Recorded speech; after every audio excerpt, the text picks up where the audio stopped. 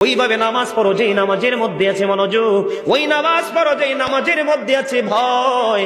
তুমি নামাজটা পড়তে হবে এমন ভাবে বন্ধু, একজন নামাজে দাঁড়ালেন, বন্ধুরে আমার, নামাজে যখন তিনি দাঁড়ালেন, দাঁড়ানোর পরে তিনি বলতেছেন আমি নামাজটা এমন ভাবে পড়তে চাই। কিভাবে পড়ি? কই আমি নামাজটা এমন ভাবে পড়ি, যখন আমি নামাজে দাঁড়াই আমার কাছে মনে হয় আমি ফুলচেরাতের পোলের উপর দাঁড়িয়েছি। একটু যদি নড়বড় হয় আমি জাহান্নামে নিক্ষিপ্ত হব। তার মানে হলো আমি এতটাই মনোযোগের সাথে নামাজ পড়েছি যেন আমার নামাজটা বিন্দু পরিমাণ কোনো আংশিক ভাবে যেন অগ্রহণযোগ্য বলে আল্লাহর কাছে গৃহীত না হয়। তিনি বলতেছেন আমার কাছে মনে হয় রে এটা আমার জীবনের শেষ নামাজ। আমি এতটা ভয়, এতটা আতঙ্ক নিয়ে, এতটা তাকওয়া নিয়ে নামাজ পড়ি। আমার কাছে মনে হয় আমার পিছনে যেন আজরাইল দাঁড়িয়ে আছে, ডানে বামে সালাম ফিরাতে দেরি রে, আমার কাছে মনে হয় আমার প্রাণ পাখিটা কেড়ে নিয়ে যাবে।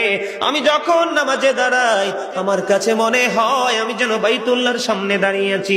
আমার কাছে মনে হয় আমার ডান দিকে জান্নাত অবস্থিত, বাম দিকে আমার জাহান্নাম অবস্থিত। এমন তাকওয়া ভয় নিয়ে নামাজে দাঁড়াই, আর ওই নামাজের জন্যই রয়েছে বড় সফলতা। জোরে জোরে বলুন না সুবহানাল্লাহ, আর জোরে বলুন সুবহানাল্লাহ।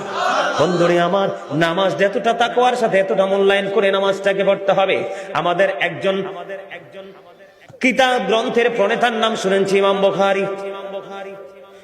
যিনি বুখারী শরীফ রচনা করেছেন, ইমাম বুখারীর নাম শুনছেন নিশ্চয় সবাই। মুসলমান ইমাম বুখারীর নাম শোনে নাই এমন কোন মুসলমান পৃথিবীতে নাই বন্ধু। ইমাম বুখারী এমন ভাবে তিনি নামাজ পড়তেন, উনি যখন নামাজে দাঁড়ালেন বিষাক্ত ভীমরুল তাকে কামড় দিল। কি দিল? বিষাক্ত ভীমরুল পোকা তাকে কামড় দিল বন্ধু। কামড় দেওয়ার দিয়ে কামড় কিন্তু দিতেছে, দিতে 10টা কামড় দিয়েছে, কিন্তু নামাজ শেষ হয় না। নামাজ শেষ করার পরে উনি ওনার ছাত্রকে একটা ডাক দিয়ে বললেন তুমি আমার পাঞ্জাবিটা উঠিয়ে দেখো আমার পিছনে কি আছে। এবার চাইয়া দেখলো বিষাক্ত ভীমরুল পোকা তাকে কামড় দিয়েছে। এবার ছাত্রটাকে ডাক দিয়ে বলল আপনি কেমন করে সহ্য করেছেন? আপনার এত বিষাক্ত পোকা 10টা কামড় দিয়েছে, তার 20 দাঁত আপনার পিঠের মধ্যে বসিয়ে দিয়েছে, আপনি কি অনুভব করতে পারেন না? তখন বন্ধু ইমাম বুখারী একটা ডাক দিয়ে বলল রে আমার ছাত্র তুমি শোনো গো, আমি যখন নামাজে দাঁড়িয়েছি আমার মালিকের দিকে ধ্যান করে যখন আমি কোরআন তেলাওয়াত শুরু করলাম, আমার কোরআন তেলাওয়াত আমার কাছে এতটাই মধুময় মনে হয়